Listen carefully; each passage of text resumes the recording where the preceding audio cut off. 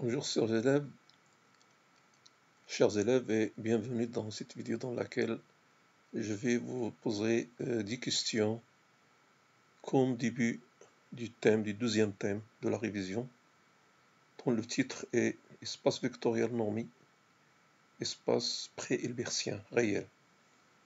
Donc ce thème-là est axé sur ces deux thèmes, d'ailleurs qui ont beaucoup de choses en commun, parce que comme vous le savez, un espace pré-hilbertien réel, c'est-à-dire un espace muni d'un produit scalaire.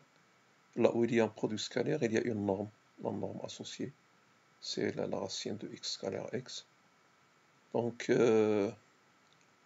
nous allons donner des questions qui vous permettent de faire la révision de ces deux chapitres.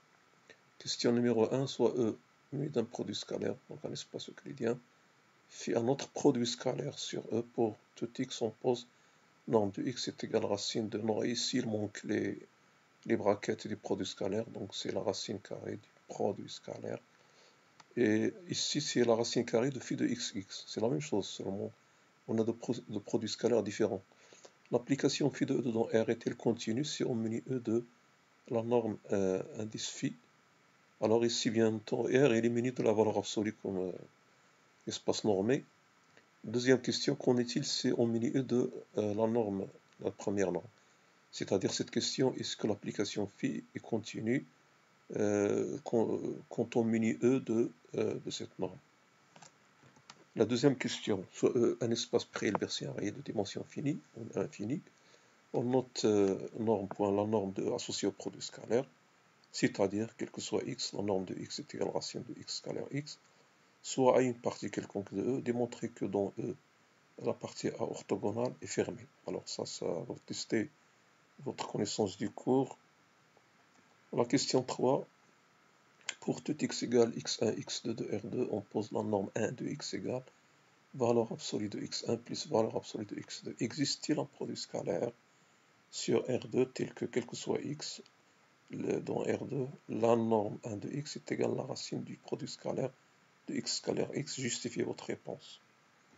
Question 4. Soit A, une partie de l'espace vectoriel normé R2 munie de la norme 2. Je rappelle que la norme 2, c'est la norme de x1, x2, c'est la racine carrée de x1 au carré plus x2 au carré. À la fois non vide et non égal à R2. Donc A, il est non vide et n'est pas égal à R2. Donnez un exemple d'une telle partie dans chacun des cas suivants. Premièrement, A ouverte, bornée et convexe. Donc, premièrement, il faut donner une partie qui est à la fois ouverte, bornée et convexe. Évidemment, il faut tenir en compte qu'il y a non vide et différente d'eux. Deuxièmement, A compact d'intérieur vide. Troisièmement, A fermé, non borné et d'intérieur vide.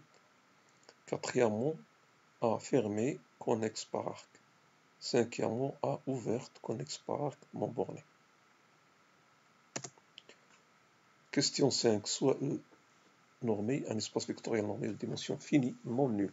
Dites si chacune des assertions suivantes est vraie ou fausse en justifiant votre réponse. Premièrement, pour toute partie A de E, on a A borné implique l'adhérence de A est borné.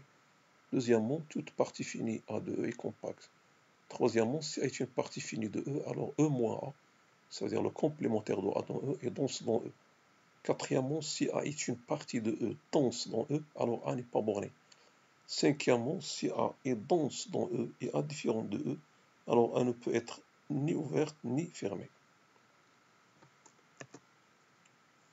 Sixième question, soit E un espace pré-hilbertien, mais un produit scalaire, F un sous-espace vectoriel de E, démontrer que si F est de dimension finie, alors F plus F orthogonale égale E somme directe. Question 7, soit E égale C01 de R muni du produit scalaire, c'est l'ensemble des applications de 0 vers 1 vers R qui sont continues sur 0,1. Donc on ne demande pas de prouver que c'est un produit scalaire.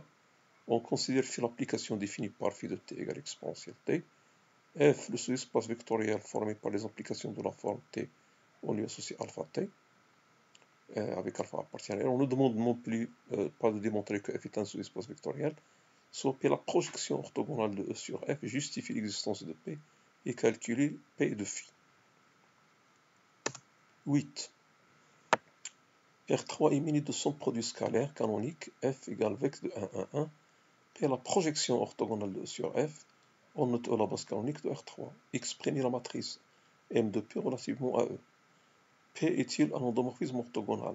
P est-il un endomorphisme symétrique? Exprimer la matrice M' relativement à E de l'endomorphisme P étoile adjoint de P.